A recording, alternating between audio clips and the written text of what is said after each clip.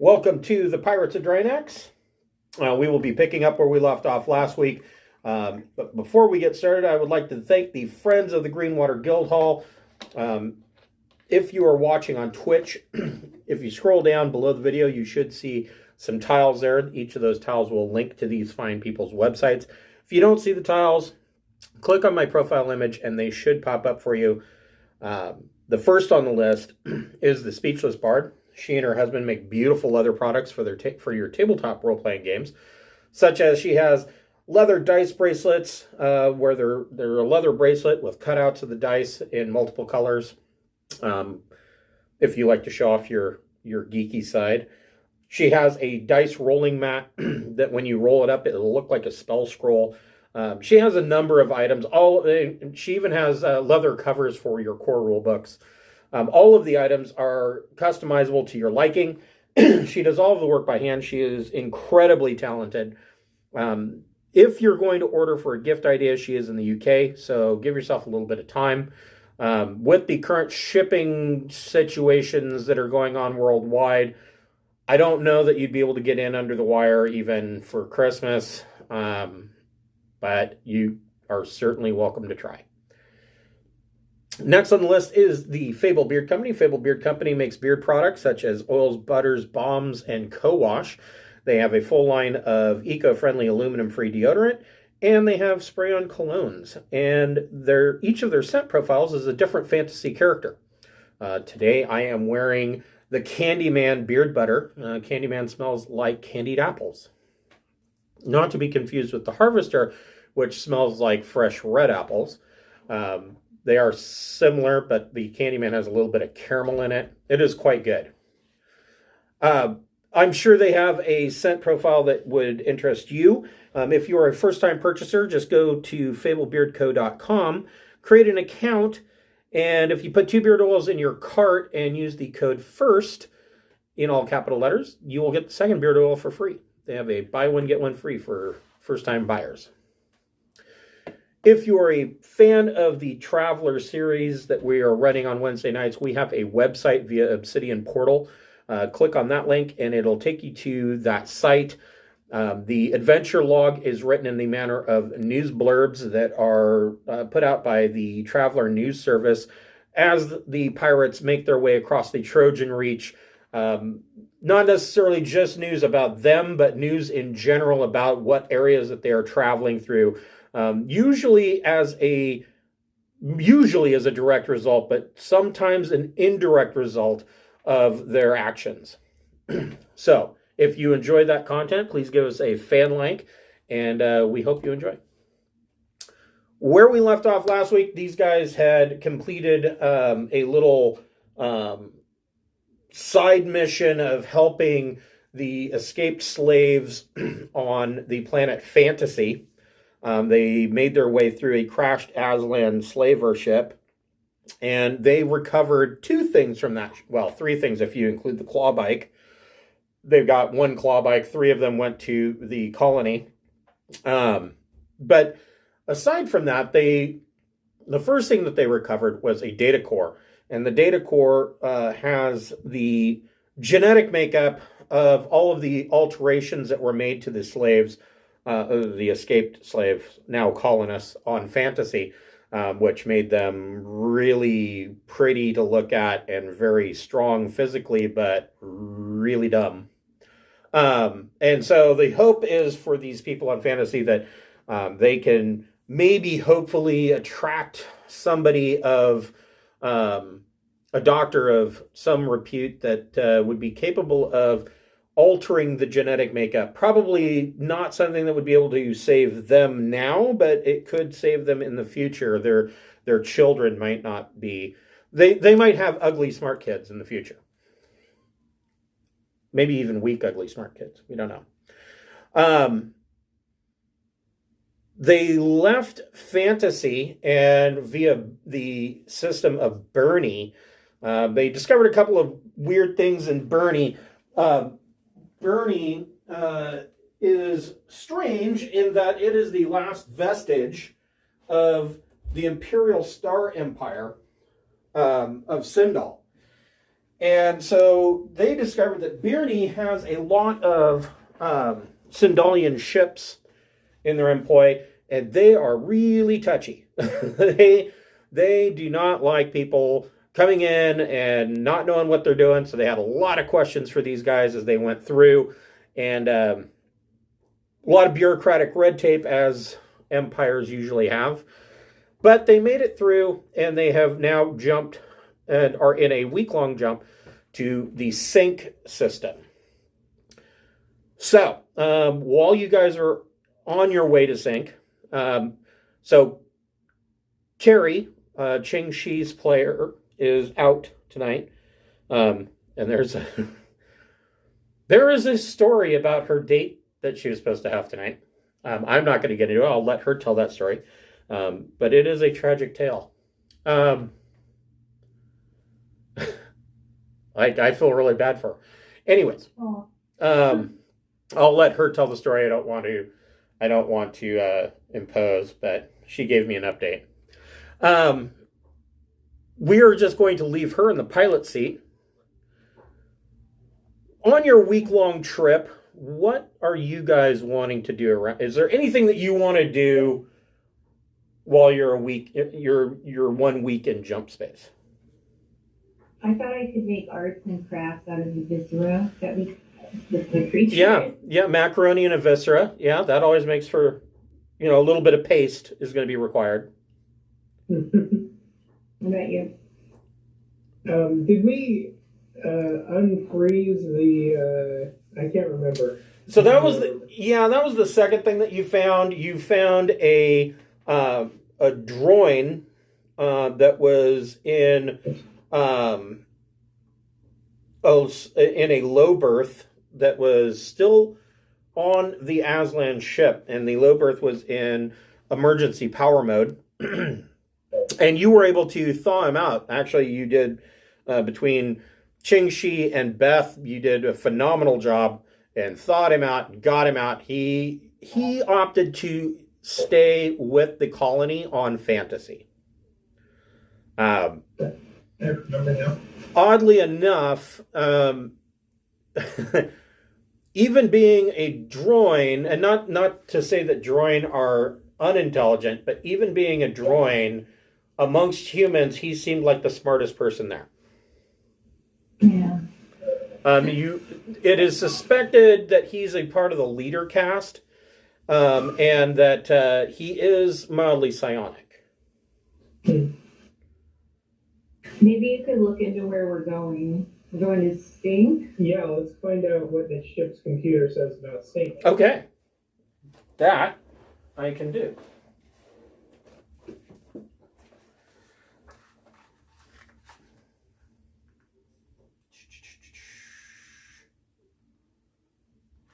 Probably help if I grab the right book. I'm now starting to get to the point. So two things. So I've got all this stuff planned out, right? And I've got it all prepped. And I've probably got a good 4 or 5 weeks left before I really have to prep anything, right? But I can't stop myself. I started prepping again today. And not only just prepping for this campaign, I was like, we aren't even at the halfway mark through this campaign yet. And I'm like, the next Traveler campaign, it would be cool to do. I'm like, what am I doing? Ugh. Nice. Sounds like you're having a good time. That's cool. I am. I do. I enjoy this particular game a lot. This is my pet project. And I think it's going rather well. Yeah. Let's see here. Yep, I was right.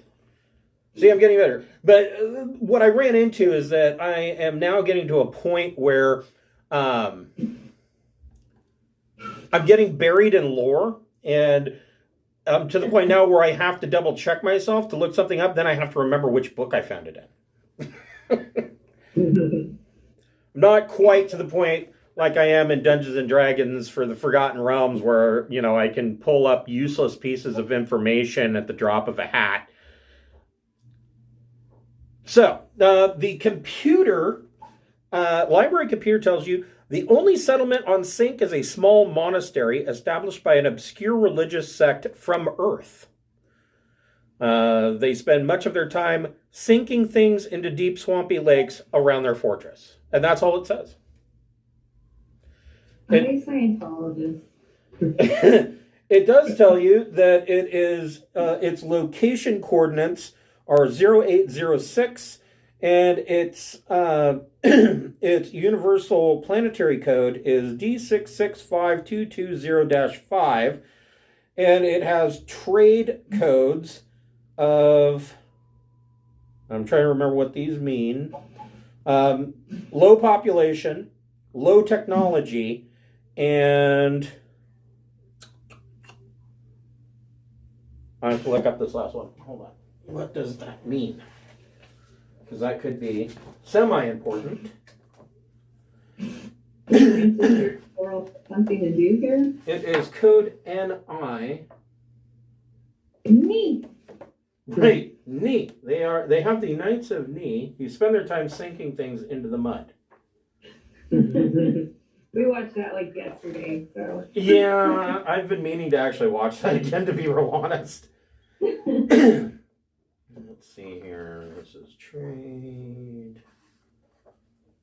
I might be like in the wrong spot.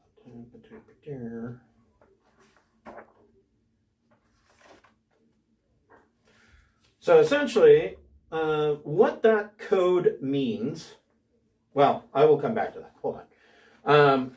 And you would know this, being a traveler, you would just automatically know what all of these means. I, on the other hand, have to keep looking it up. So, no, that's travel codes. Trade codes. NI means, so, yep, I got low population correct.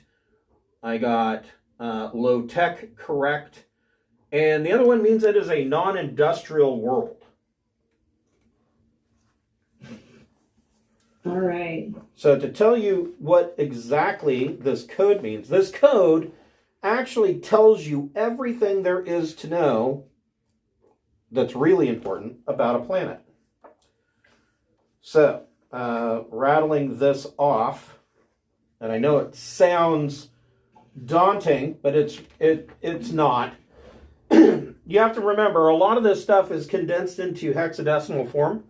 And so sync is D665220-5. And what that means is the starport quality is D, which is not great.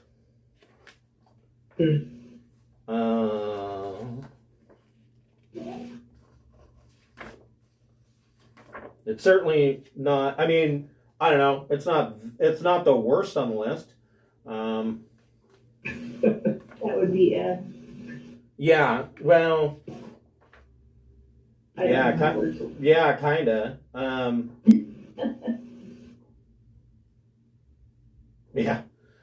Yeah, so starport quality is D, which means basically, you know, if they're refueling you, they stick a garden hose into a mud puddle and hopefully siphon that into your tank.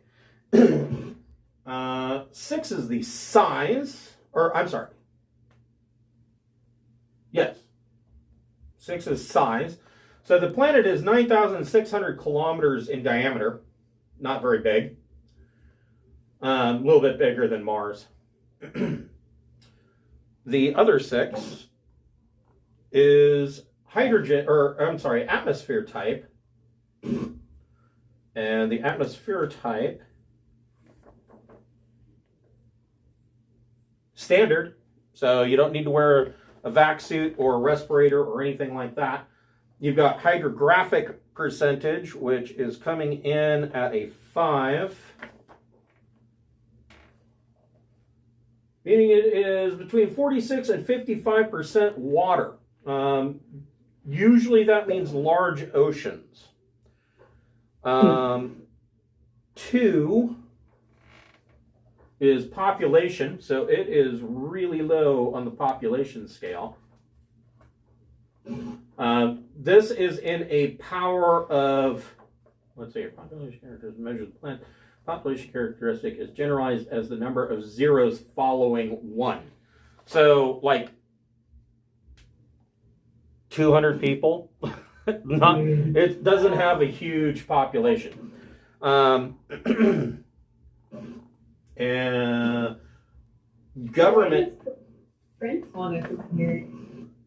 He has a contact here. It is a participating democracy as far as government goes. Well, that worked pretty well with like 200 people, I guess. And 0 is the law level. So there is no law on the planet. Cool. Now, the computer lists Sync as it is listed as a garden world. So garden worlds, the first obvious example of a garden world would be Earth. It has great atmosphere, a lot of water. Shit grows there. You know, this should be a fantastic place to live. Yeah. So that's what you know about Sync.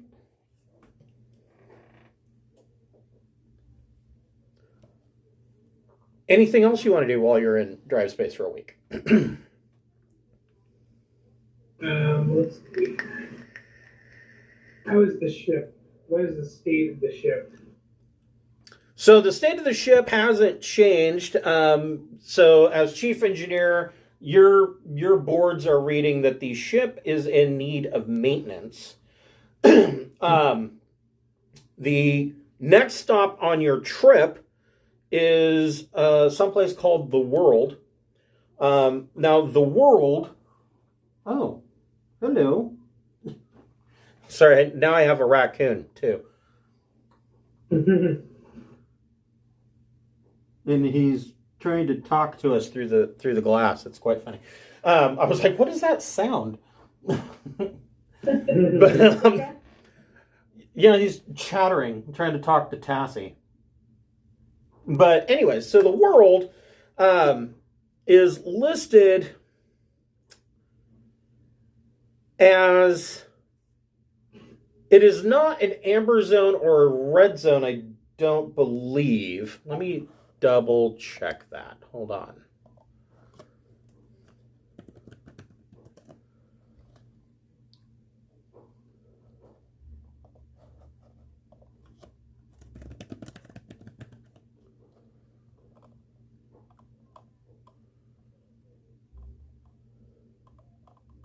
Interesting.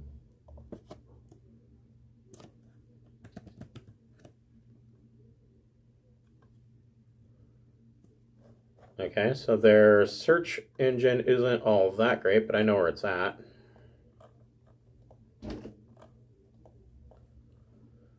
Tassie, stop trying to attack the raccoon. So it is not amber zoned or red zoned. Oh shit, there's 2 raccoons now. A whole bunch of them. So it's not restricted, but you are... The computer tells you that any ships that are coming in are only allowed to dock at the high port. And it doesn't really give a reason why. And the computer states that that access to all of the high port is restricted to the docking area. But it does say that there are facilities there to do maintenance. You should be able to do maintenance on the Jabrobi. Okay, so we'll wait on that until we get to the World.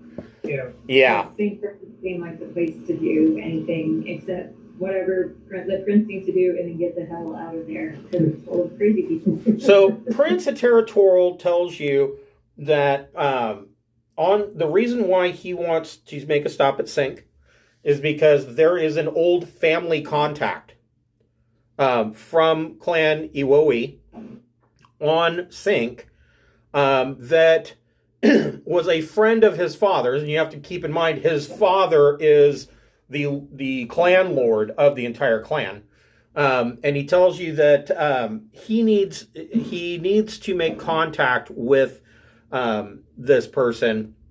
And he implies, he doesn't come right out and say it, but it sounds like this guy's a spy. He implies that this guy has intelligence contacts and that he operates in the intelligence network in some fashion for the clan. And he tells you that he may, once you get closer to the planet, he may need your assistance. Sure, do it. So you guys come out of drive space, right where you're supposed to. It is going to be about 48 hours, actually 48.11 hours to be exact, to make planetfall. And your sensors are automatically picking up that there is another ship in the area. They are just kind of, they're holding station. And the transponder code that is picked up by the Jabrobi is that this other vessel is called the Seskahalen. It is a, let me pull it up here. I will show you what the Seskahalen looks like. Here it is. She is a 200-ton far trader. In addition to these stats, the sensors on the Jabrobi also detect that she is armed. The Seskahalen is armed with 2 single turrets, and each of those turrets has a beam laser in it. All right, good to know. And they're not powering towards you. They're just kind of holding station. But not necessarily holding station. They are kind of just tooling around, heading towards the jump zone. But they're not powering towards you. However, all of a sudden your comms light up. You are being hailed by the Seskahalen. There's your comm tone. All right. I got a text message. I'll accept the transmission, I guess. Okay. You see the screen comes up and it's a little bit grainy. You're still a little ways away. You see this woman, and she says, "Greetings. My name's Captain Mitra. We just came from Sync. There's not a whole lot of common ground down there for a trade crew. We sold our wares, and we would love to have a chance to sit and have a drink and maybe a meal with another spacer crew."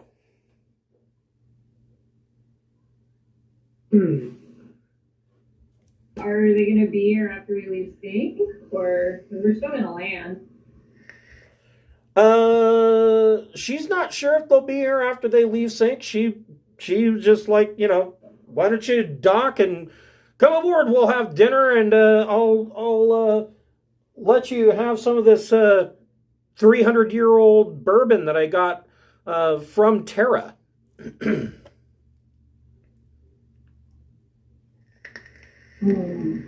Your call, Captain. I don't know. That seems a little.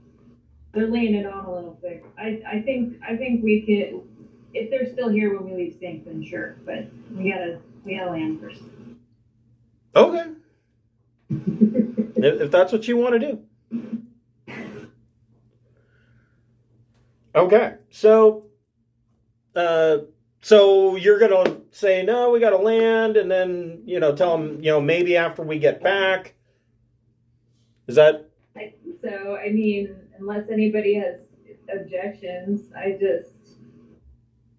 I wonder.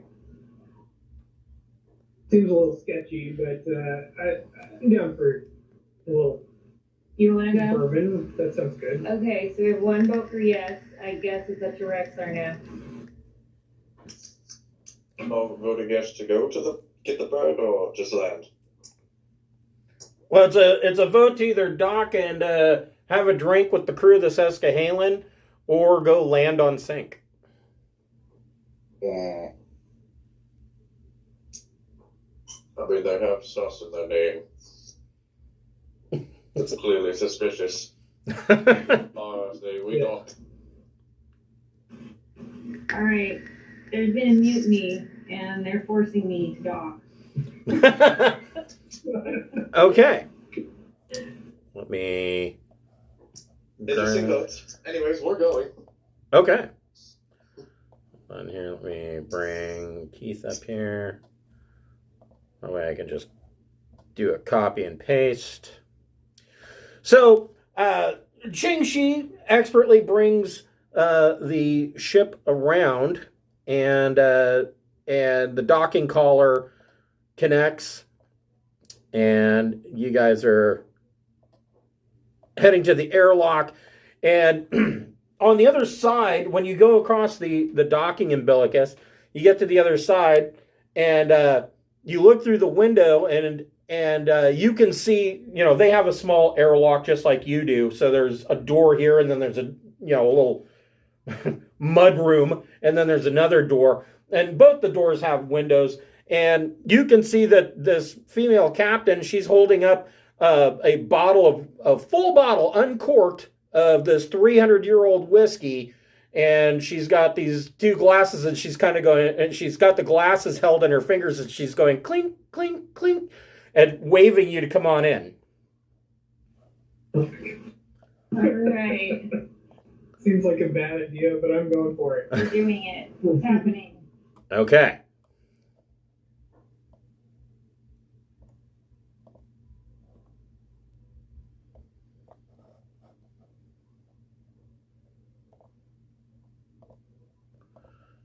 And you guys are enormous. Let me shrink you down just a bit. That's better.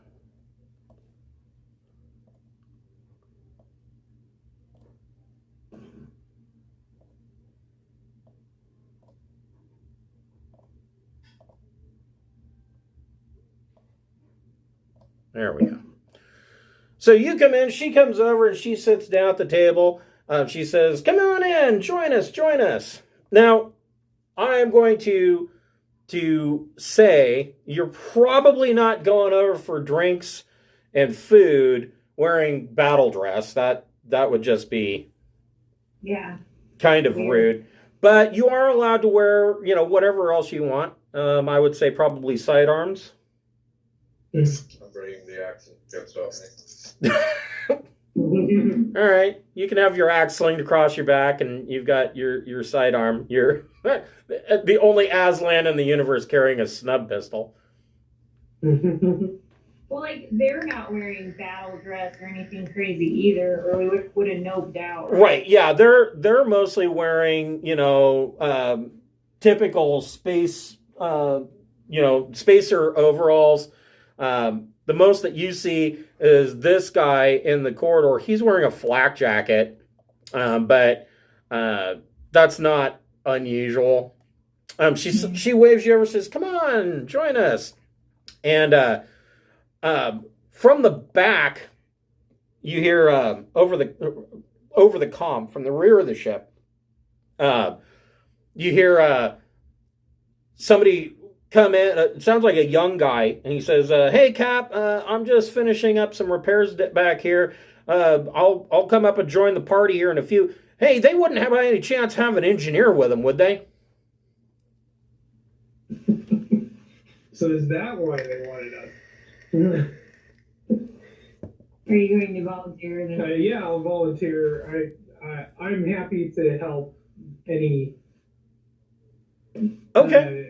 engineering problems. Okay, so this guy, Halverston, he goes and says, "Here, come on, I'll take you back," and leads you through their cargo hold. their cargo hold is fairly empty. There's a couple of crates and whatnot, but not a whole lot going on there. And he leads you back into the engineering department. And you see this young guy. He holds out his hand and says, "Hi, I'm Engineer Falcons." And he goes to shake your hand. And he says, "I didn't really need any help. It wasn't important for you to come back here. It's just, nice to be able to talk shop with somebody who knows what I'm talking about." Well, happy to chat. Excellent, excellent. Meanwhile, up in the little crew common area, the captain and the first mate are sitting there, and there's this other gentleman, Jerry. He's sitting there, and he's like, "Oh, I've been looking forward to this. That's 300-year-old bourbon. Oh, it's going to be so good." And he's sitting there cooking up some food, and he comes over and sets plates down, and it's not anything more fantastic than what you're used to, but somebody else is cooking it, so that makes it better, right? And the captain uncorks the bottle and pours everybody a tin cup and passes it around and says, "Here you go." And so there's your bourbon. She says, so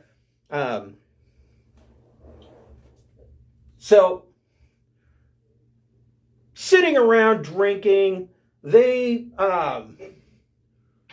have all the normal spacer tales of different ports that they've been in. She tells you that they came here by way of Ergo. They don't regularly do a trade run to Sink, but occasionally it can pay off. There's such a low population on the planet. She says, "Man, those people on Sink." So she tells you, she goes, they got a monastery down there and a small Aslan colony, and the Aslan colony never went anywhere. It was like they had set it up with some plan of making Sink be some kind of trade hub, but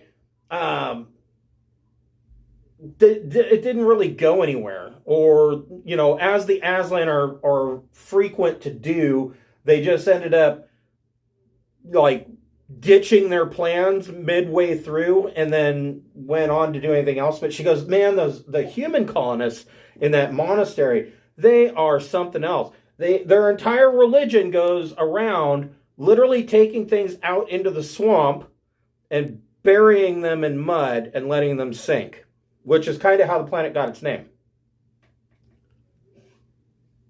What an odds. So, are they celebrating that they sold them a bunch of stuff that they're going to sink into the mud? Or right. She goes, she kind of laughs and she pours another drink. She goes, "I don't know what they're going to do with it." She goes, "It was mostly foodstuffs and some minor tech, but she goes, yeah, those people are fucking weird, man." Does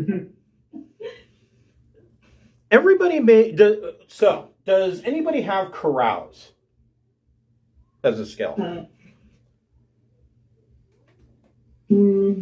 At 0 because of Jack of all trades, but no. What about Rexar? God, no.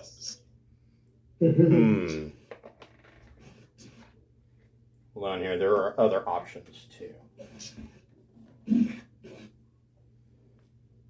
How about Persuade?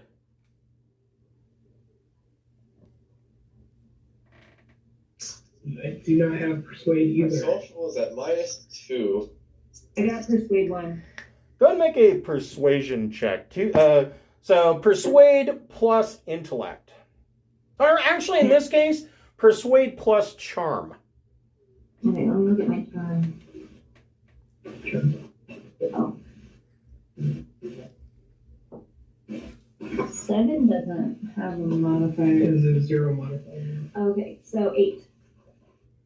You got an 8? Okay. Mm-hmm. Keith, do you have Persuade? I do not. Do you have Diplomacy? Or Diplomat? I have it at 0. Go ahead and make a Diplomat check. It would be 2D plus 0 plus your charm score. That's a 5. Okay. So, Keith, you're in the engineering room, and Engineer Falcons is running around, basically, doing the minor busy work that engineers frequently do. You've done it 100 times yourself. Basically just doing system diagnostics and final checks, the stuff that you would do before, you're going to get ready to make a jump the next day. And he tells you a story as he's working. He says, while passing through Birney, our ship was boarded by a group of star mercenaries from planet-side security services. And and he said they had a valid anti-piracy warrant, and they searched our ship thoroughly. I will say they were polite and courteous. They didn't even knock anything out of the way when they were in engineering, which I appreciate. It says during the search, one of the mercenaries let slip that they were not really looking for pirates, though they would be happy to capture some. He said that they were in fact trying to catch a dangerous fugitive. He says their target was an Aslan, some kind of big shot in the hair rate. He's wanted for leading a particularly vicious Ihati attack and killing several security personnel in his bid to escape. There is a substantial bounty for his capture. In the common area, the first mate and Jerry relate the same story to Captain Beth and Rexar.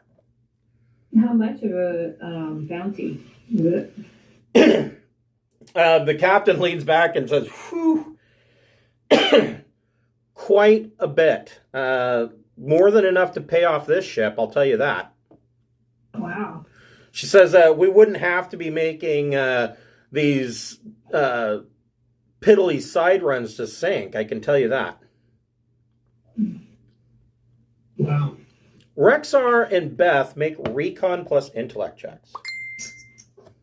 I think I'm good at recon and not intellect. Where are the dice? I moved my desk into my room, and now I have no idea where anything is. You got 8. You got an 8. Just, every drawer. So I'm sorry, what'd you get, Rexar? I see. Also 8.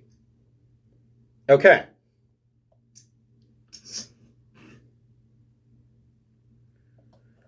You notice that Jerry goes over to the table, fills his drink, and he moves back to the corner towards the mess hall. He kind of leans up against the counter behind Beth, and Rexar, you, out of the corner of your eye, you see him unclip the hold on his pistol holster. And then he moves over and he's standing in front of the airlock. And he's just sipping his drink. You sure you want to unclip that in front of an Aslan? Make a persuasion check. Ooh. This isn't... persuasion plus intellect. Still 9. I have plus 0 to intellect. Okay, we're going to come back to you. Keith, make a recon plus intellect check. Okay. Terrible. 6. Okay. Well, that's not good for Keith.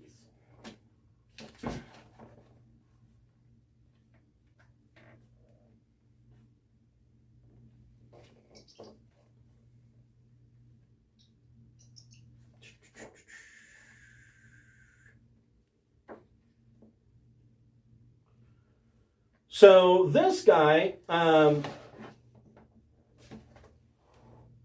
Halverston pulls out his pistol and points it at Keith, and Engineer Falcons turns around and points an auto pistol at Keith, and he says, and Falcon says, well, we don't want any trouble, but we're going to have to search your ship.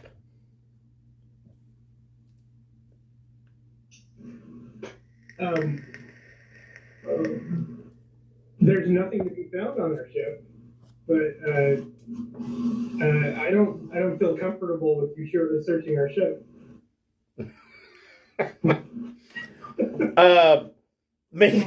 He says, Halverston's standing behind you, and he kind of stinks, like he hasn't bathed in a while, and he's like, he kind of whispers in your ear, and he goes, I think you confused the situation. We're not asking. You're by yourself. You can cooperate until. Yeah, I'll cooperate. Okay. All right. So they are moving you back up to the common area.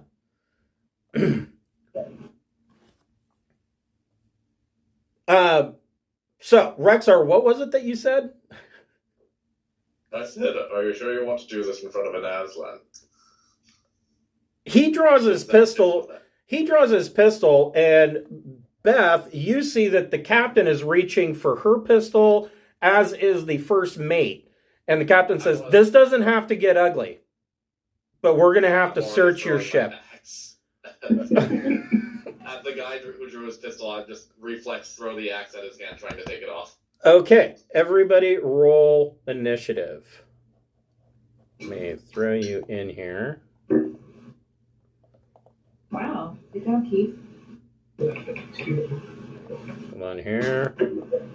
And then I forgot.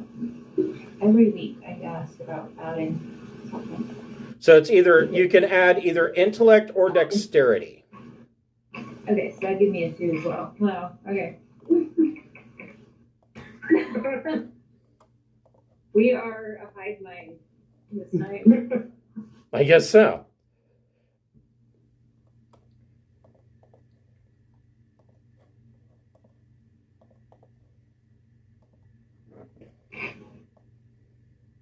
Wow. So which of you want, well, I guess Rexar said he's pulling his axe. And Captain Beth is in there, so that leaves Keith Clark to be last in the 2 stack. And hold on just a moment.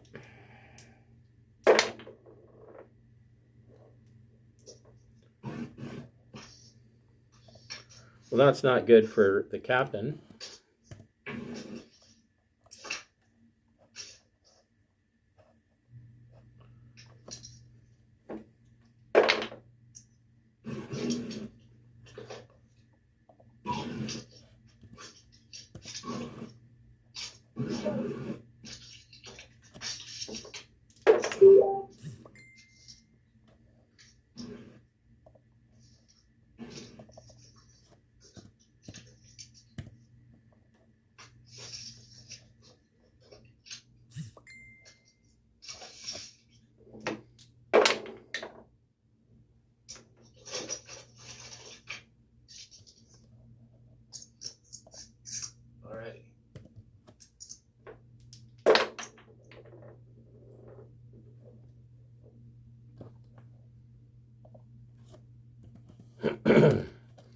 All right, let me make sense of this.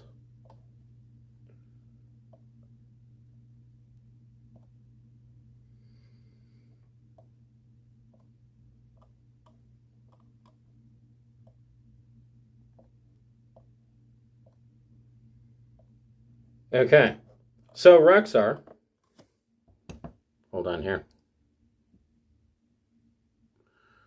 That's not what I wanted.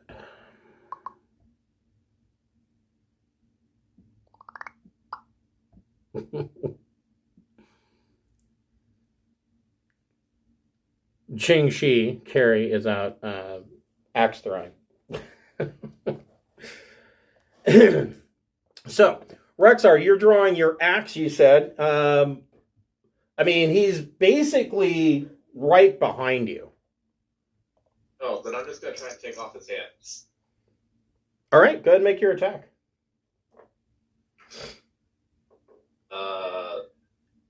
See. +3 from blade.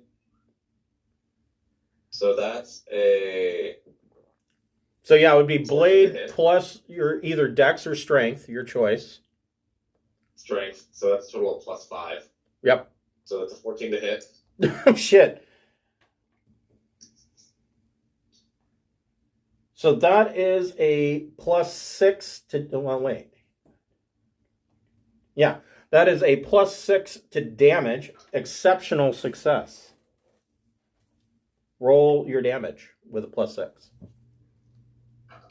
And don't forget to add your strength. I believe you add your strength mod. Let me double check that. I think that's right. 25.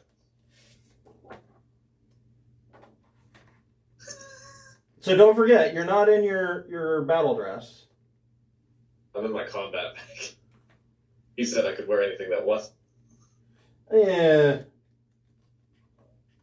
I'll wear combat armor. Yeah, don't you have that fancy Aslan combat armor? The flex, whatever. Yeah. So melee.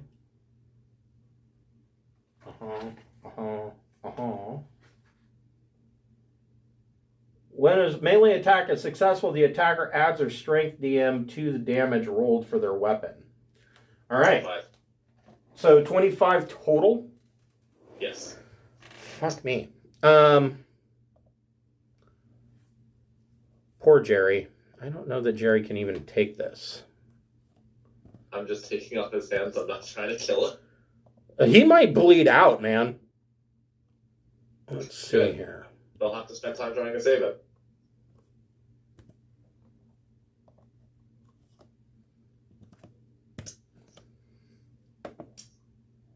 Man, that's rough. So, okay. That's 18. Whoop.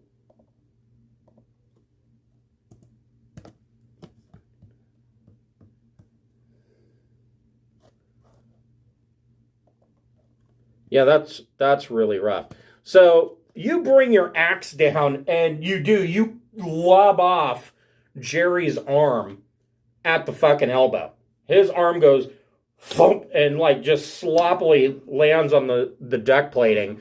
You see Jerry look down at his arm and he's holding his stump up like he's trying to pull the trigger, but there's nothing there. And he turns pale white and passes out.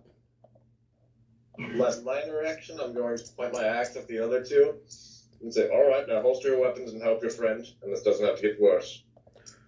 Captain Beth, what would you like to do? Let's see here.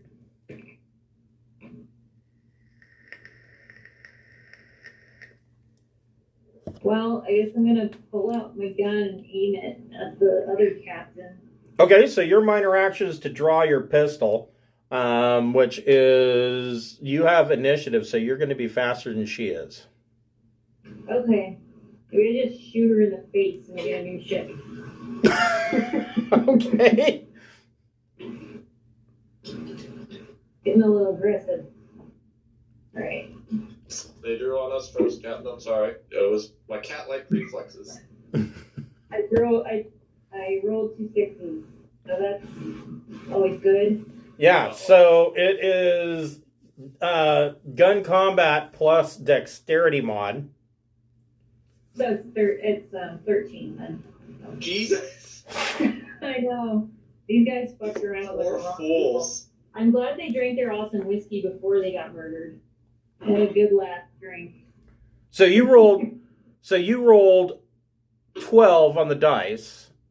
What's your And then gun combat 1, and I have no dexterity Okay. modifier. So that's still +5 to damage. Go ahead and roll your damage with +5 to damage.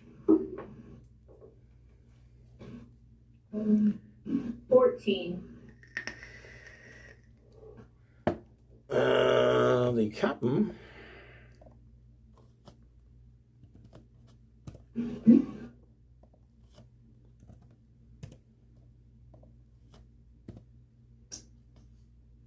Actually, I did that wrong.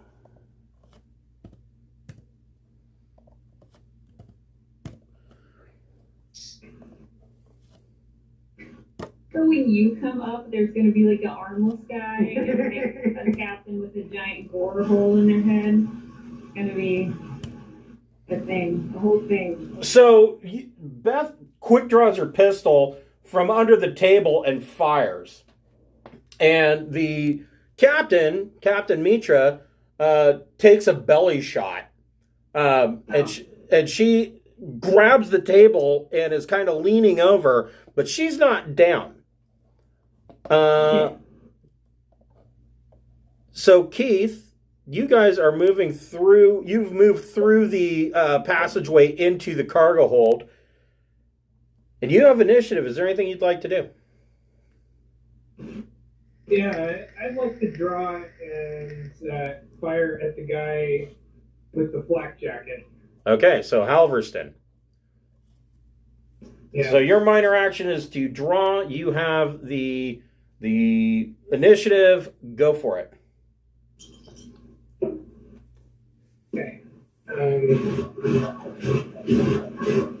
That is 10.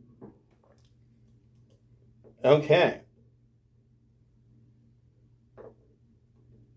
In fact, I'm going to give you a +2 because he doesn't think you're going to do anything. So you get a +4 to damage. +4. Okay.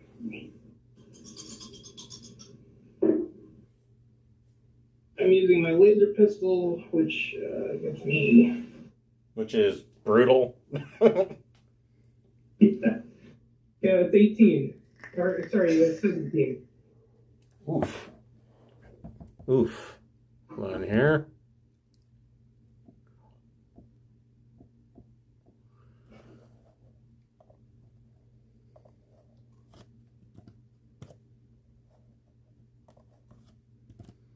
Halverston is one of the bigger guys here.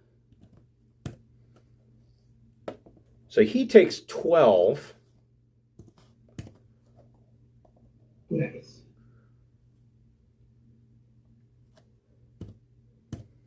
Ugh, I'm having one of those. I can't math today. And I've got a calculator. What the fuck? I'm returning. So yeah, you quick draw and shoot Halverston.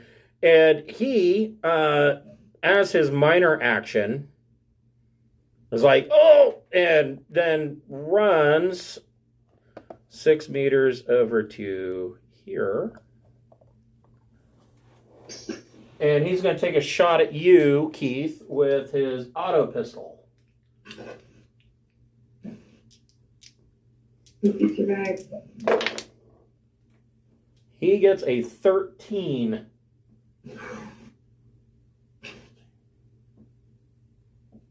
+5 to damage.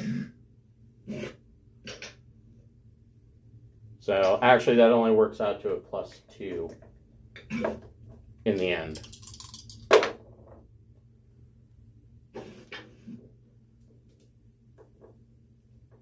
14 points of damage. So what are you wearing right now? I would assume I would be wearing my combat armor, but if you make me, I'll wear my cloth armor. Well, I mean, here's the thing. You weren't planning on going over here into combat, so wearing stuff like combat armor or battle dress, I mean, you're not going over here to meet with soldiers. So yeah. I would think your cloth armor would make more sense. Okay. Now, Rexar being an Aslan, I mean, unless he wants to just go over there in a loincloth, I guess, but his armor is like a fake ceremonial type armor, so I don't know. That I guess could make sense to me. But you guys going over in combat armor, it'd be like inviting the guys, the colonial marines from Aliens over for beer and hot dogs. you know, and they show up dressed like that, you're like, you know, what are you guys doing?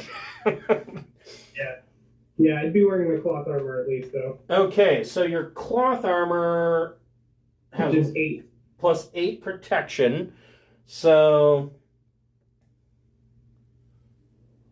let's see here. Hurts a lot. So you take 4 points, All right. which is a lot better than 12. Yeah.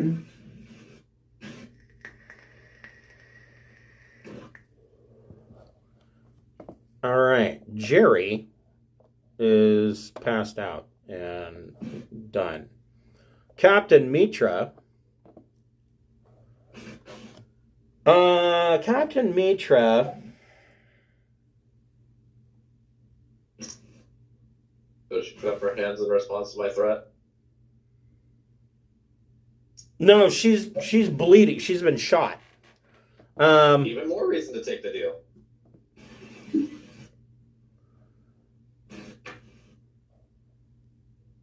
She kicks away from the table and backs over here into the corner.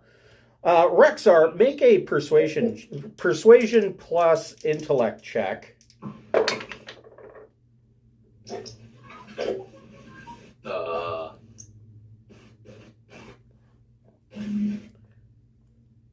Seven. Wait, it's -3, right? If you don't have persuasion, then yeah. Scratch that. 6. Okay. All right. So she.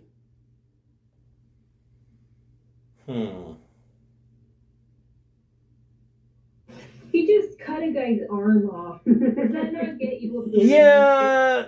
She ducks back to the corner and is holding her wound and points her pistol at Beth, and she uses her action to yell out, don't anybody move, this doesn't have to get any worse than it already is. Yeah, so like, your guys are dead and mine are fine. So, well, he's not dead yet. You can probably save him if you stop being a bitch. She says, I tell you what, we'll split the bounty. We could pay off both of our ships. Or, in exchange for your guns, I will patch you up and save your life. Well, that's pretty good.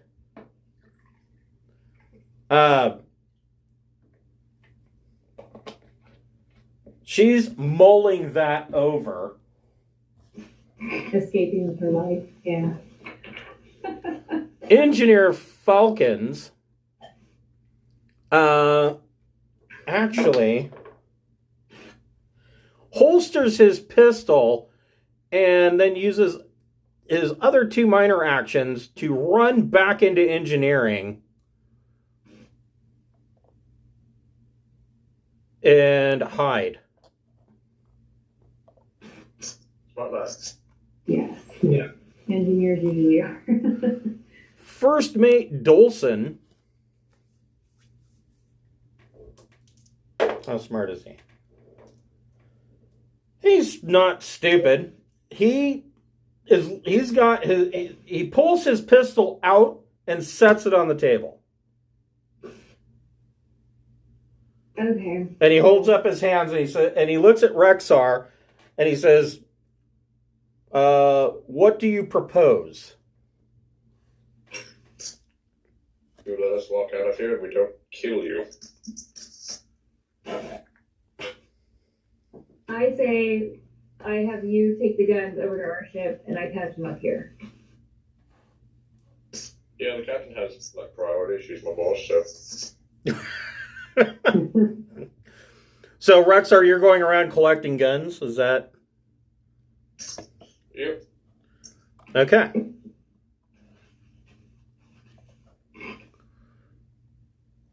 So, Rexar, you are collecting guns.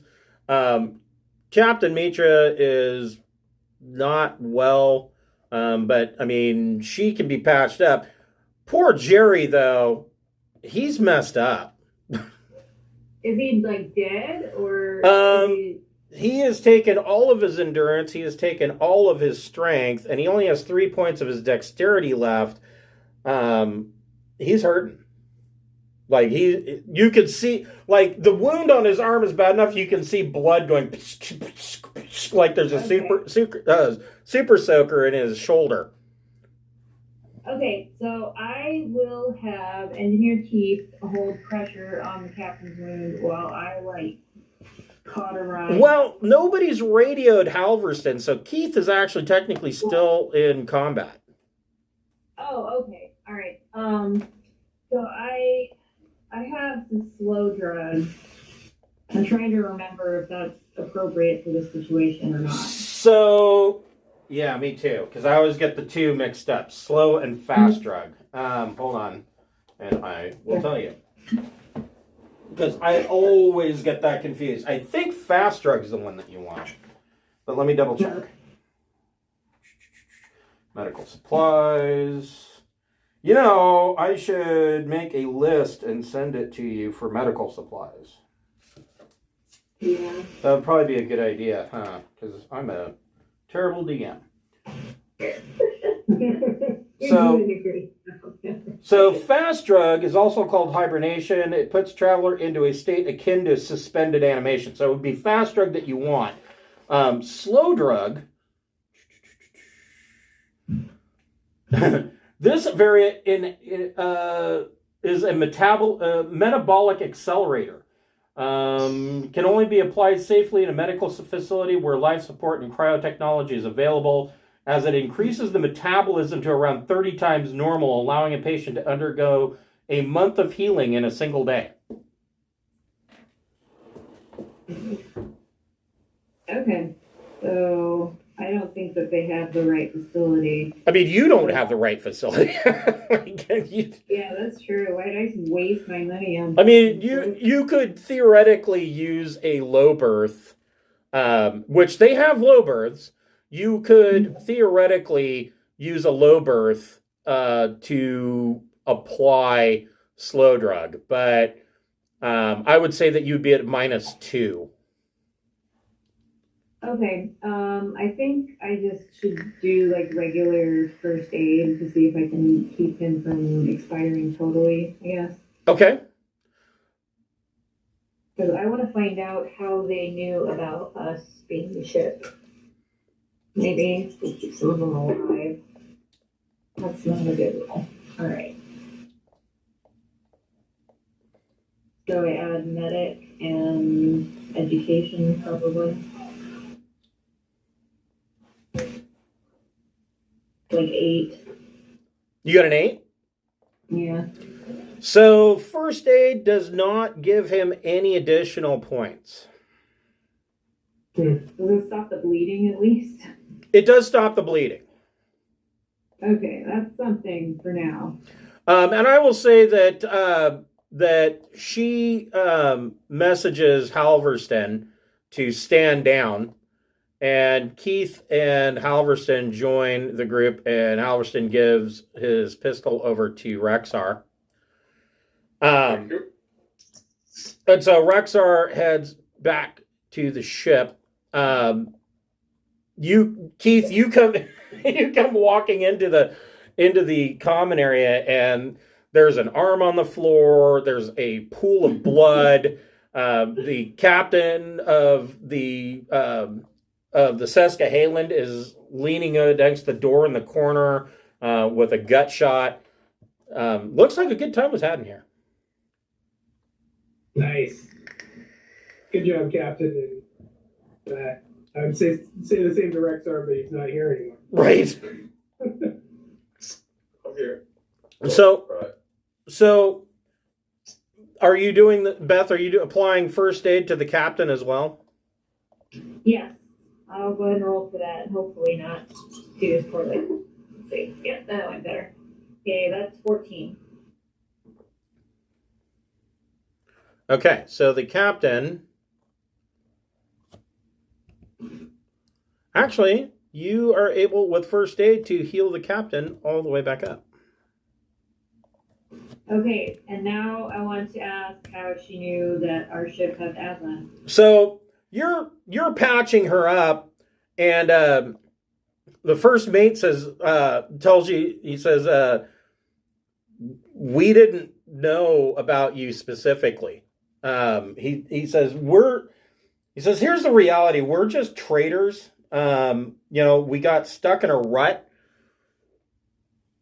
making our trades from one world to the next, barely making our mortgage payments on our ship. We heard about the bounty being offered for an Aslan. You jumped into the system. We took a chance. So they're in over their heads. Right. Have they ever considered pirating before? Because I like their moxie.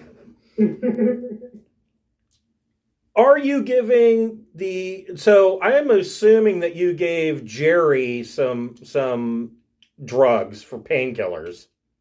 Something, yeah, best I could do with whatever. Are you doing the same for the captain? If you want it, sure. Okay, so the captain is semi-conscious. The first mate tells you, he says, so tell me more about this pirating deal. You're in a scout ship. You don't seem like pirates. Well, not right now, not in this ship. But we have a whole crew that you could join if you so choose. If you want to make better money. Make a persuasion check, and you get a +3 to your persuasion. Wow, I'm really good. Okay. That's 15. That is pretty good. He says, well, I like the idea of making more money. And he says, we've been making the Borderland run, and I'll tell you, I'm not going to lie, there's been a couple of times where we made plenty of cash. There's been several more where we just broke even, and there's been a couple of times where we had to go a couple of days without food. So if we could get something a little bit more steady, we'd all appreciate that. And since the captain here is currently out, thanks to our ill-advised plan, that leaves making decisions to me. I would like to sign the Seskahalen up with your crew. All right. We can give them the coordinates to the space station then. Okay. So you set them up with coordinates of the space station. He puts Captain Mitra in her cabin, and poor Jerry is also in his cabin. He asks if he says he's not sure that Jerry's going to make it. He says if he does make it, because it's a couple of weeks out. It's We need to stick him in a low berth, and I can unfreeze him there. That's an excellent idea. So Jerry is going to go in a low berth all the way down here. Stick his arm in there too. We can try to reattach it when we get there. Yeah. If not, we'll just give him a hook. It's okay. He's a pirate now. That's right. Actually, I'm gonna go grab let's see his character's name. I'm gonna grab his old shitty arm and offer it to them. That's right. So yeah, they stick Jerry and his arm in a low berth, and the first mate takes your coordinates, and he says, Captain, Admiral, I apologize for all of the problems that we caused, and we'll see you at your base. It's okay, don't worry. I just admire that you took a risk to try and make a big score. That'll come in very handy. It'll serve you well in the future. And I shake his hand. He shakes your hand back. You, out of the corner of your eye, there's still this 300-year-old bottle of bourbon sitting on the table. Yeah, we should probably confiscate that. Yeah. Yeah, we have to go back for this. I'm sure they won't need it. So, Rexar and Captain Beth, you will note that this is probably the smoothest whiskey you've ever tasted. So, yeah, you would probably grab that and take it with you. There's 3/4 of the bottle left. Sweet. And you are back. Oh, I mean, that didn't go very, very long at all. Actually, that was shorter than I thought it would be. You're... Could I have tried to have sneaked back that other guy's arm? No, you probably left the arm. There'll be lots more arms, Rexar, don't worry. Yeah, I mean, you've got an axe. There'll be more arms. Honestly, I didn't expect you to do that much damage right off the bat. That was... Yeah, that was pretty impressive. Yeah. Like, something I really rolled good and have +5 to blade weapons. So you guys have... Just don't ask me to do anything electronic. So Qingxi undocks, and you guys have about 48 hours until you get to sync. Now, and this next picture that I'm showing you is mislabeled.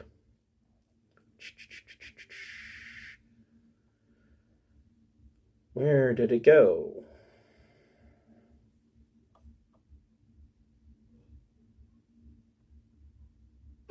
That's interesting. Oh, wait. No.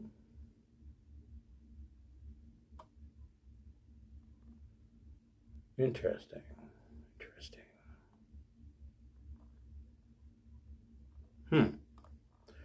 Okay.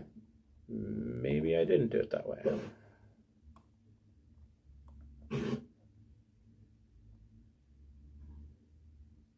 Oh, there it is. This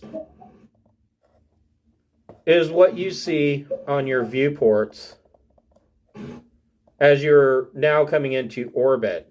This is sync. It does not look like the garden world that the computer told you about. It is a mud ball. That is interesting. It's a swamp without so much green. green. Listeners of the turret weren't looking at a picture that he has online and looking at this, and it's just like it doesn't happen. So the library computer didn't have anything, didn't have a picture or anything. Who wants to run a sensor scan? Me, I got advanced sensors. Sensor scale, whatever. Okay. So it'd be electronic sensors plus either EDU or intellect, your choice. 13. So on 13, the sensor readings are coming back exactly like what the world profile was telling you. It is, 46 to 55% water. This is classified as a garden world, but this is a perfect example of how the terminology for, broad terminology such as garden world or life-bearing world is applied. Looking at this thing from orbit, you're like, no wonder people spend their time sinking things into the mud. They have nothing else to do. It is all mud. And so Qingxi brings you into orbit and then down to the planet. Here it is. And this is the Class D starport. Oh, there you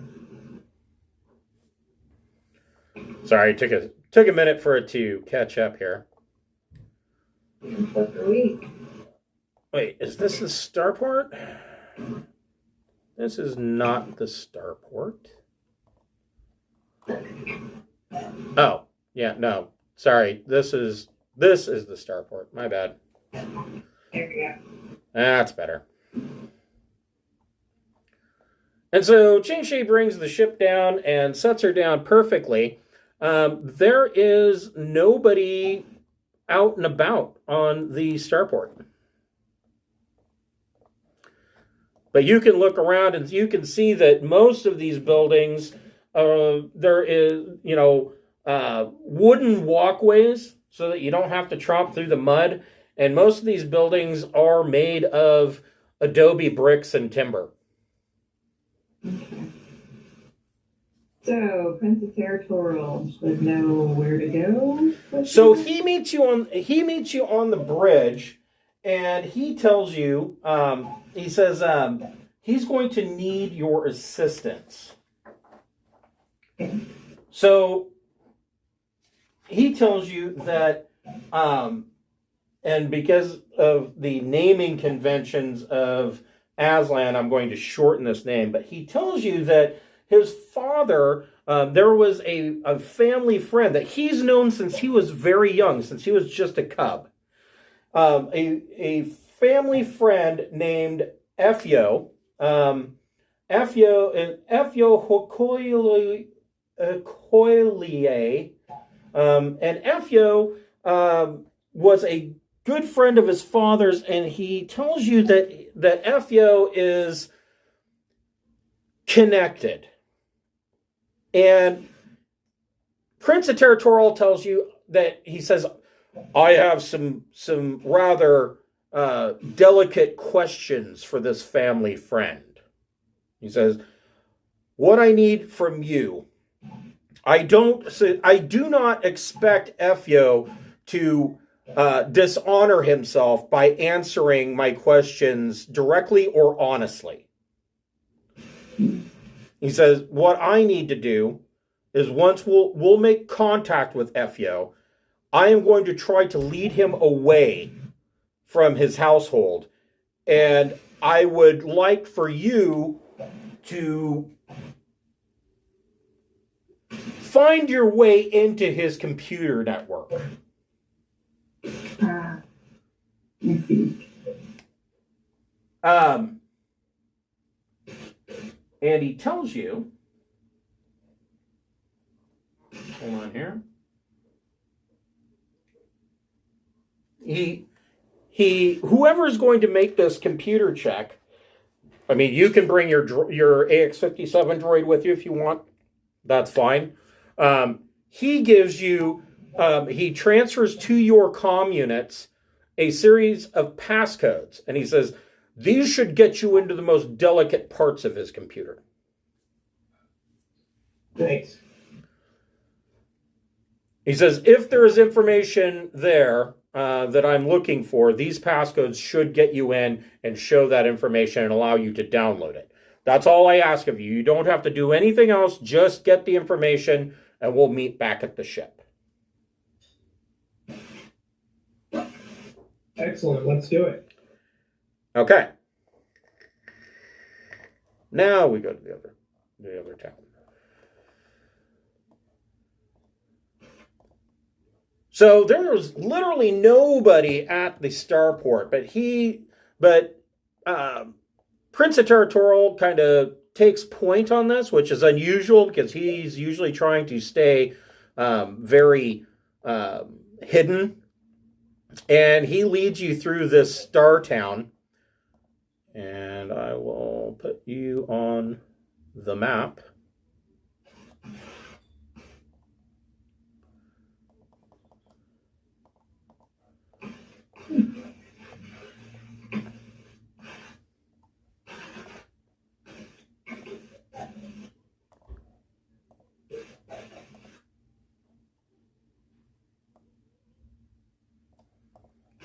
Sorry, you guys.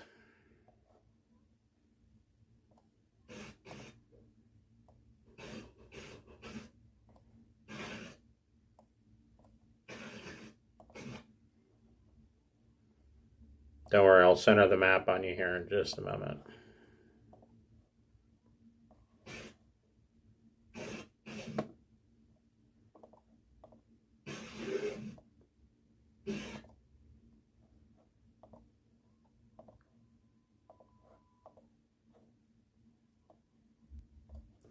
So he leads you through this town. You walk along these boardwalks, and if you look around the town, you can see there are many people wandering around.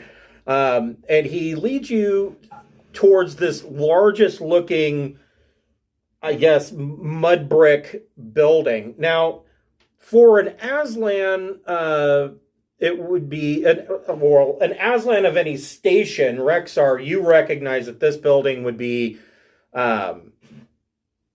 kind of dismal. But here on Sync, this building is, and the adjoining buildings are practically palatial. I mean, he has the biggest series of buildings in the entire area. And let me center you guys. There you go. We're all the way over here. You see, as you're coming in, that there are, it's hard to call them gardens, but there is like greenery and cultivated areas like here and over here. And you see that there are gardening robots that are actually tending to these gardens and fields. And Prince of Territorial leads you to the door, and he knocks 3 times. And a male Aslan opens the door, and he says, yes, how may I help you? And Prince of Territorial says, I am here to see Efyo. I am Prince of Territorial. And he goes off and lists his entire Aslan name. And the butler invites you inside. And when you come inside, you can see that there is another Aslan standing here, much more fine regal dress. He's wearing like a blue, bright blue, like royal blue robe that looks like it's probably made out of velvet with gold inlay. And he's standing there, and he says, and he's clapping, and he points at a female Aslan housekeeper here, and he says, "No, that is not where that belongs. You must put that in the proper place." And she immediately drops to one knee and bows. She says, "Yes, my lord." And she picks whatever it is up that she was dusting and puts it in the proper place. Now, Rexar, the rest of you, like Beth and Keith, you're probably like, this guy's a dick to his servants. But Rexar, you recognize that this is the normal way that Aslan lords speak to their servants. If he didn't talk to them that way, they would think that something's weird. So this is normal cultural behavior. And the Aslan in the blue robe turns to Prince of Territorial and he goes, "Ah, Territorial, it is so good to see you. Who are your friends? I see you've brought another Aslan with you." And Prince of Territorial says, "Oh, yes. Yes, I have brought, I've been traveling with some humans and this fine Aslan male. His name is Rexar. This is Captain Beth Smith, and this is Chief Engineer Keith Clark." And this Aslan comes over and he goes, "I am Efyo. I am somewhat well-to-do here in this area, though I am not in charge of anything." And he shakes each of your hands. Cool. He shakes Rexar's hand, and Rexar, what are you wearing? Again, this is kind of a situation where you probably are not wearing battle dress. This is not a combat situation. Just a regular flex. Wearing your flex armor. He admires your flex armor, and he notices. So Aslan typically, and Rexar is no different. You probably don't want to look in Aslan's private quarters on the ship.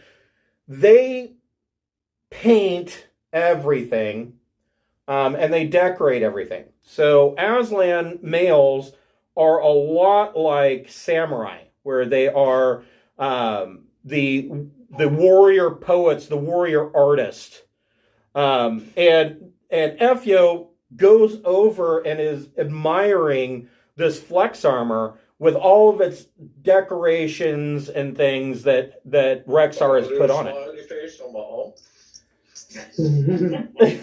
And he looks at it, he says, "Oh, and hold on, I'm going to butcher this one too."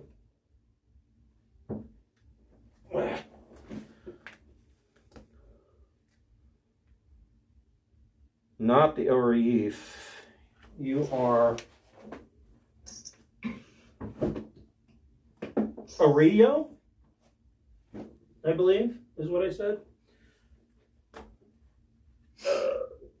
Let me scroll up. Ario, yes. Yes. That is me. He says, I see that you are a member of Ario clan. I thought it was pronounced Oreo. Oreo, yeah, sure. All right. He says, and he bows to Rexar and he says, "You are all welcome on my territory."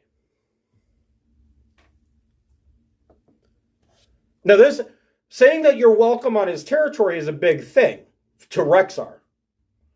And it should be, later, it should be a big thing to you as well. The reason it's a big thing is that technically, an Aslan Lord is within his rights to kill you if you are on his territory without his permission.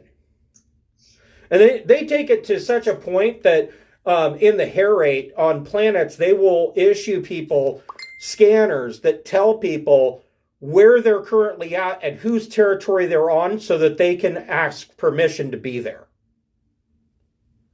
The only time that this doesn't apply is it doesn't apply to space. But on ground, if you are in another Aslan's territory, the proper etiquette is to request permission, and then they can either say yes or no. Usually they'll say yes because you were polite enough to ask. So this is kind of a big thing. He says, you're all welcome. And he clamps his claws together, and the housekeeper comes over, and he says, "Prepare a feast. I'm sure that my guests are hungry." And she runs off to prepare a meal. Give him a slight bow. Thank you for your kindness and hospitality. "Oh, you are most welcome. Come, sit." And he leads you in to this great hall. Well, quote unquote great hall, but it's his great hall. They bring out not just traditional Aslan food. In fact, for Rexar and Prince of Territorial and Efyo, they actually have the little food droids, or these little mouse droids that have spikes on them with meat attached to them that run around the room so that you can chase your prey. But they also have served up numerous human dishes. And all of the Aslan food seems to be very generously spiced with a substance called dust spice, which the Aslan love. And this is not a fake one. This is you can tell the difference. You're tasting and you're like, this is real dust spice. Cool. Who is thinking of doing well, I will allow all of you to make a electronics, computers plus intellect or EDU check. Yeah.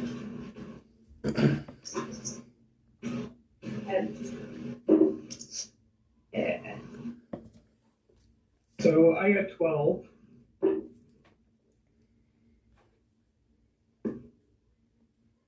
What did Beth get? 10. Okay. And what about Rexar?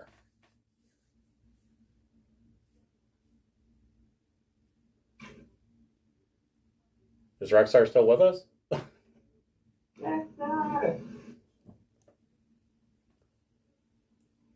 Did he step away? Well, he's got really bad internet, so he might have froze up or dropped.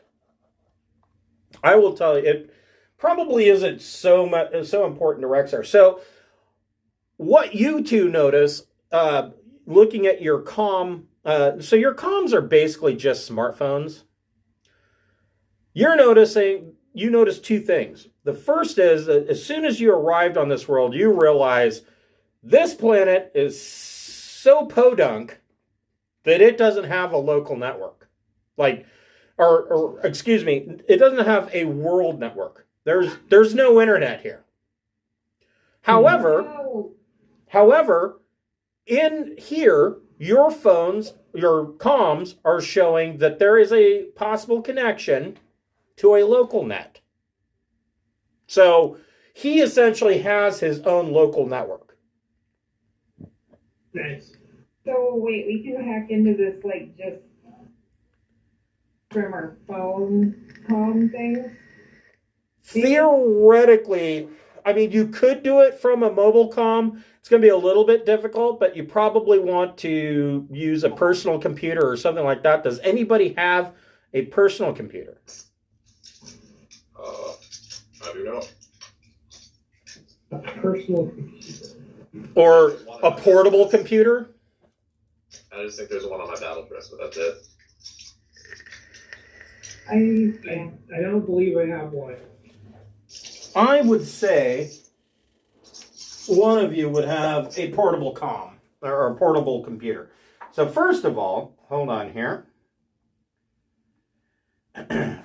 You will go to electronics first, and you can put down a note. Electronics. Communications. So mobile comms, I would say that you have TL10 mobile comms.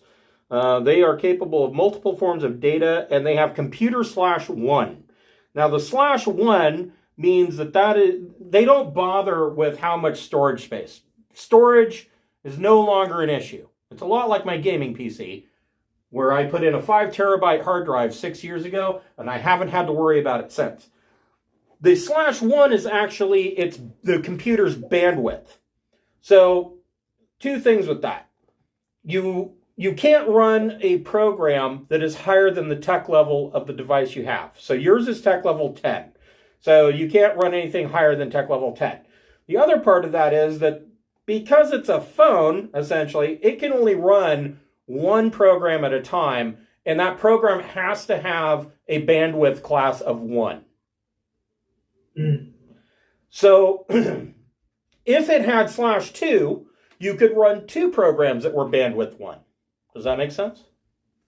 Yeah. So, portable computer. I would say that one of you would have a tech level 12 portable computer, and that is computer /3.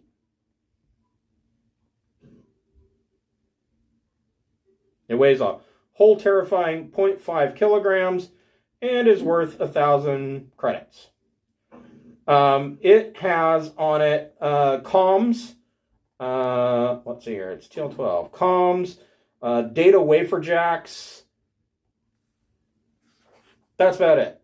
So it really depends on what you guys want to do at this point. So you have one of you has a portable computer. I will take the computer. That makes sense? Yeah.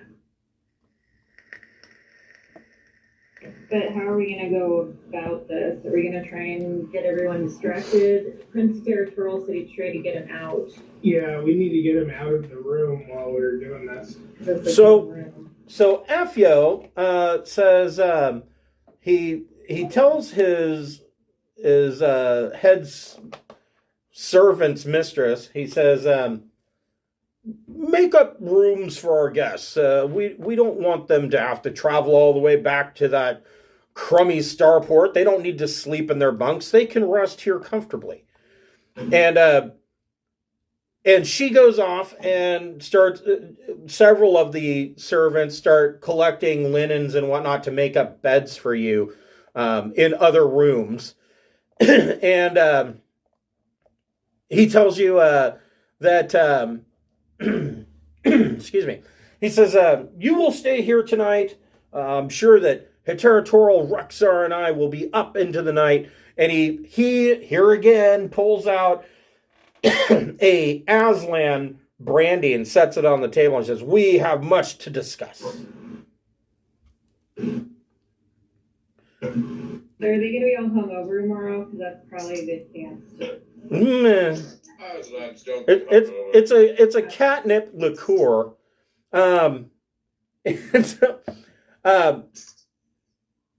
Territorial leans over to Beth, and he says, he whispers into Beth's ear. He says, to just rest for the night. We will deal with other issues tomorrow. All right, will do.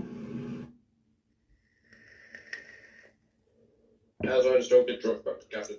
You might need to hit the smelling salts.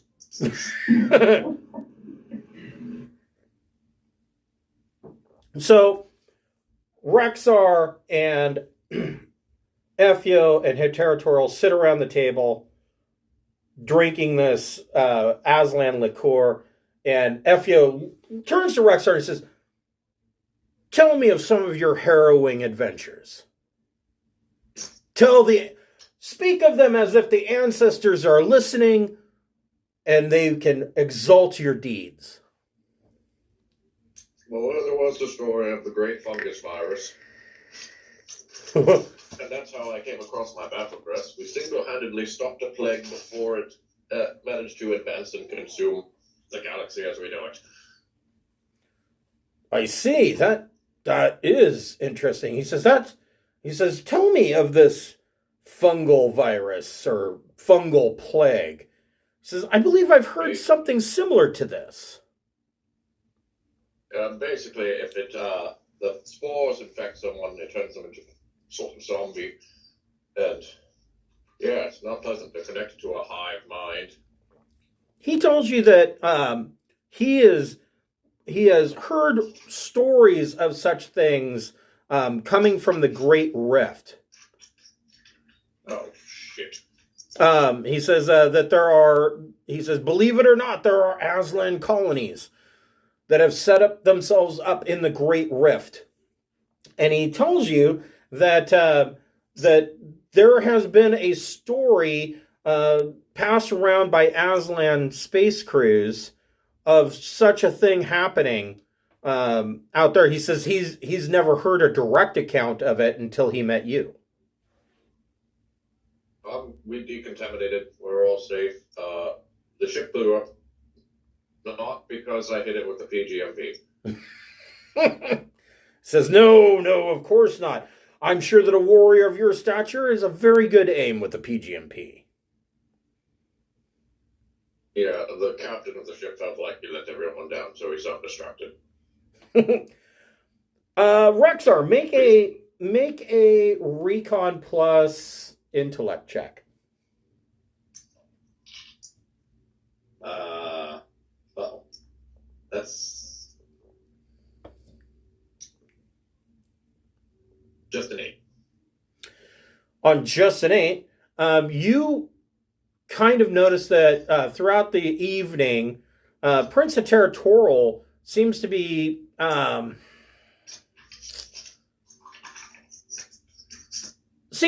fairly quiet. He's keeping to himself in these conversations, but Effio doesn't seem to notice anything off with him.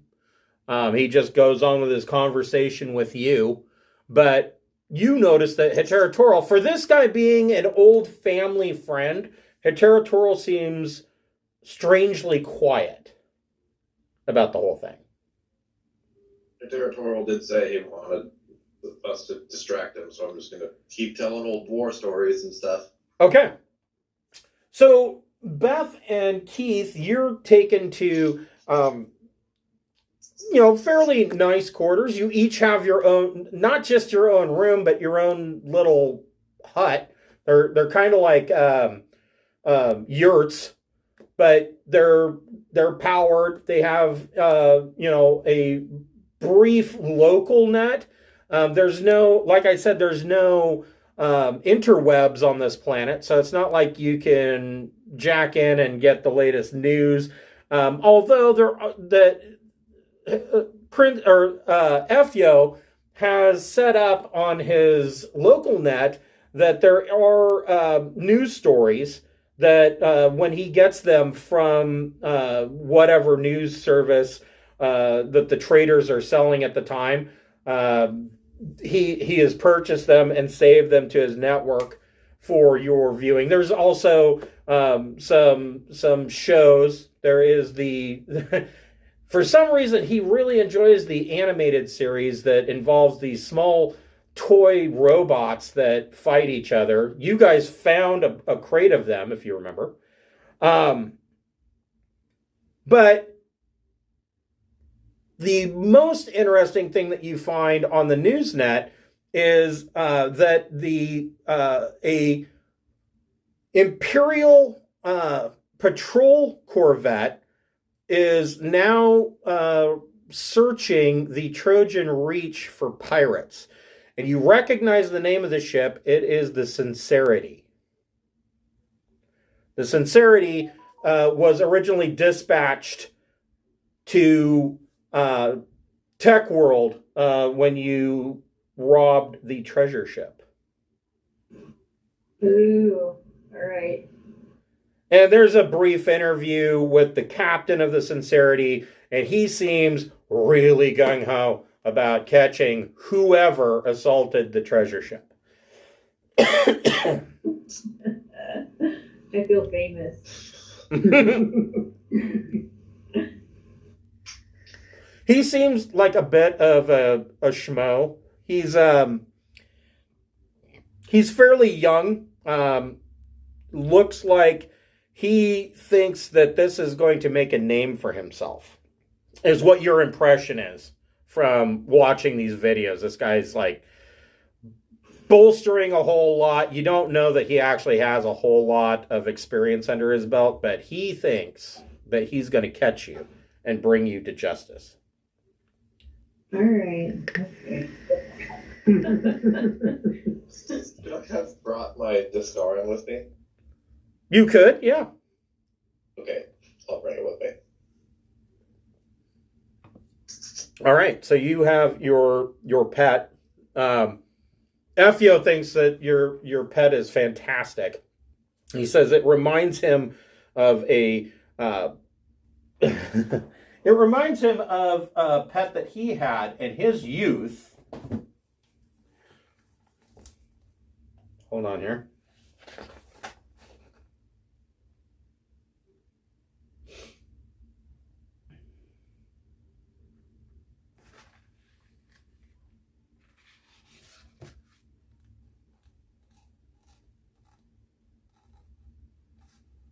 There we go. He says that as a young child, he had succeeded in taming a keka. Keka are usually predators that are hunted by the Aslan for sport. They're essentially a large, or they are a panther-like creature. They're highly aggressive and have been known to attack lone travelers. But he says that he was successful in actually capturing one as a cub and raising it. And he says he had fond memories. He said it reminds, when it's playing, it reminds me a lot of your Discaran. He may be half the size of a Discaran, but he's twice as ferocious. he looks at you and he says, he kind of nudges Hiteratrol and he goes, I don't think Rexar knows how big Discaran can actually get. Okay, 3 times as ferocious. Well, your Discaran is essentially going to grow. It is still a, I guess, puppy. Oh man. Wait, how big can these things get? Yeah, we gotta know like soon. He says, he looks at your Discaran and it comes over and he pets it and he checks its paws and he goes, it might grow twice the size. Oh, that's not that bad.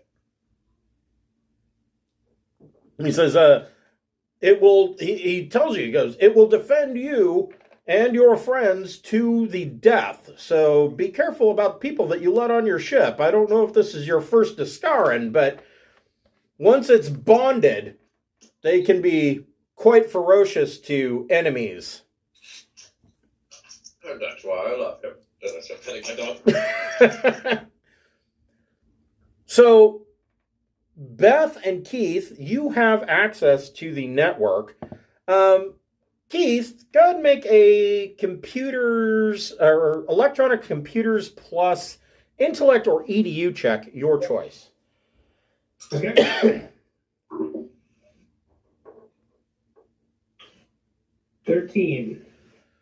That's pretty good. So you pop open your portable computer, and you're able to determine. I mean, you have full connection to the local net, and it seems that you have at least 3 bars to the main computer that is projecting this local network.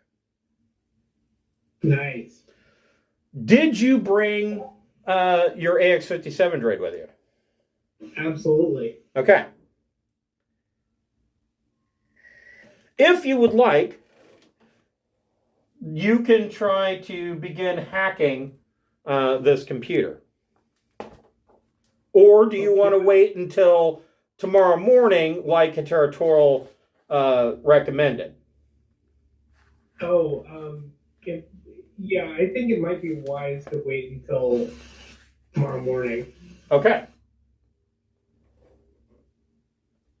So yeah, the AX-57 has computers 3.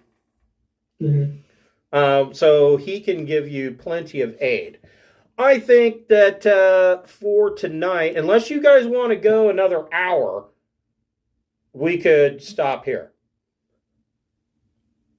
I think we're good. What do you think? What do you mean? Go another hour? We're stuck here? Well, I gotta drive my mom home. Yeah. Oh, right. Okay. Are you ready? Thanksgiving. All right. Yeah. We will go ahead and stop here for this week, and we will pick up next week with Hiteratoril and possibly Rexar going out with Effio into the town. Great. Cool. Thanks, guys. We'll see you next week. Thank you. We'll see you next week. Have a good one, guys.